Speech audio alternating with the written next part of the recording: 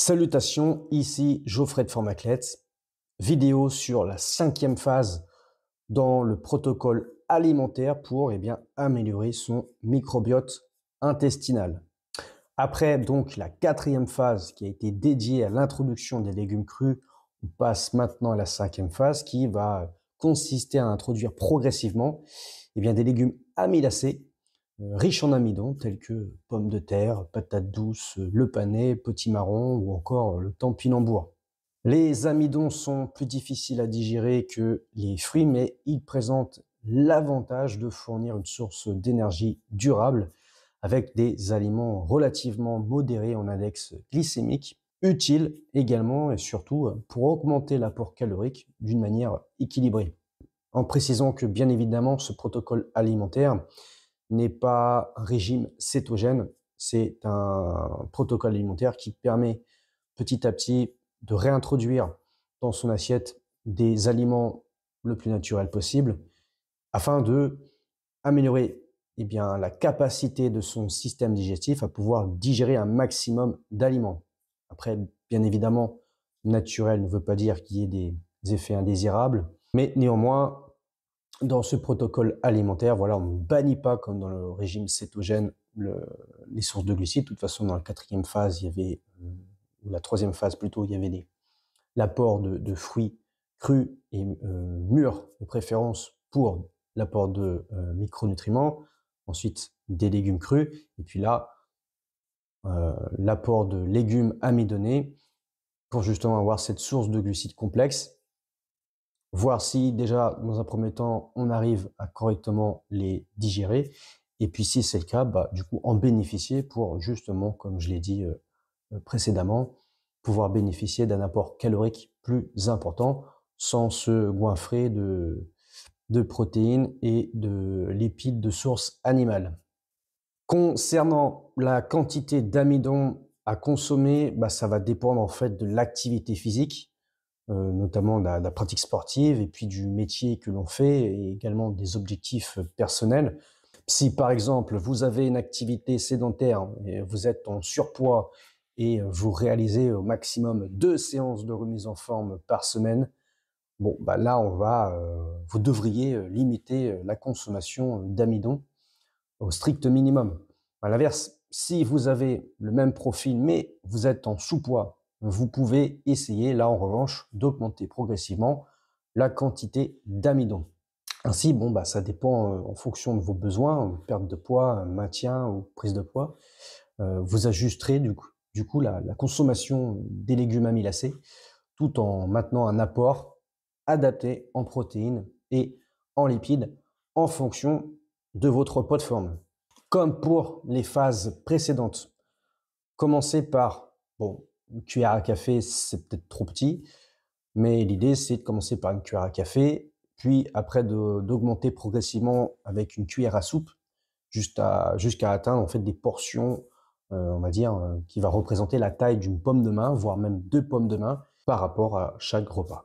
Au début de cette 5e phase, on va cuire les légumes amidonnés et puis les consommer chauds afin de faciliter la digestion.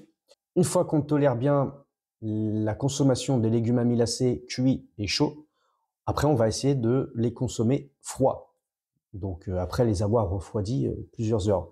Ce refroidissement, ça va permettre la formation d'amidons résistants.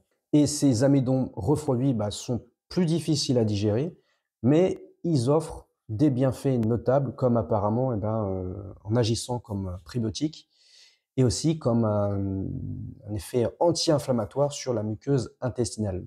On consomme les légumes amylacés généralement en salade, comme par exemple la salade pimentaise. Ces amidons résistants ne sont bénéfiques que si, bien évidemment, la flore intestinale est déjà bien, on va dire, renforcée, équilibrée, et que la paroi intestinale a été régénérée au préalable. Donc voilà pour la 5e phase. Vous avez vu, progressivement, on réintroduit des catégories d'aliments, on va dire, sans suivre un régime strict au sens propre, tel que le régime cétogène ou le régime paléo ou autre.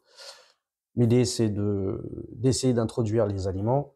Si les aliments posent problème, bah, est-ce que c'est l'aliment qui est le problème ou est-ce que c'est au contraire le système digestif qui, lui, en l'occurrence, a des problèmes? D'où ce protocole alimentaire pour évaluer petit à petit, en passant progressivement des aliments les plus digestes aux aliments les plus difficiles à digérer, avec l'objectif final, avec la finalité de pouvoir digérer un maximum d'aliments sans qu'il y ait après des contraintes, des effets indésirables importantes au niveau du système digestif. Donc là, essayer de réintroduire les légumes amylacés. Normalement, en commençant à partir du début de ce protocole alimentaire, à partir de la première phase pour arriver jusqu'à cette 5e phase, bon, il a dû se passer une semaine, voire même plusieurs semaines, ce qui a potentiellement permis, eh bien, on va dire, entre guillemets, d'affamer les bactéries du style Candida albicans. Donc, en arrivant à cette 5e phase, le fait de réintroduire là, des légumes amylacés, donc plus digestes, enfin plus difficiles à digérer au niveau des glucides, on va pouvoir évaluer justement au niveau de la prolifération des bactéries de Candida albicans. Est-ce que si je consomme des légumes amylacés, je me retrouve avec un ventre gonflé et des douleurs abdominales, avec quelle quantité aussi? Et puis si c'est pas le cas, c'est que ça veut dire s'il n'y a pas de problème de digestion juste après la consommation de légumes amylacés, c'est que potentiellement on est sur la bonne voie. Comme pour les phases précédentes, n'hésitez pas à mettre un commentaire, à faire vos remarques pour que vous nous partagiez vos expériences, même vos questions sur ce protocole alimentaire, sur cette 5e phase. Et sur ce, je vous dis fin à vous pour la prochaine phase.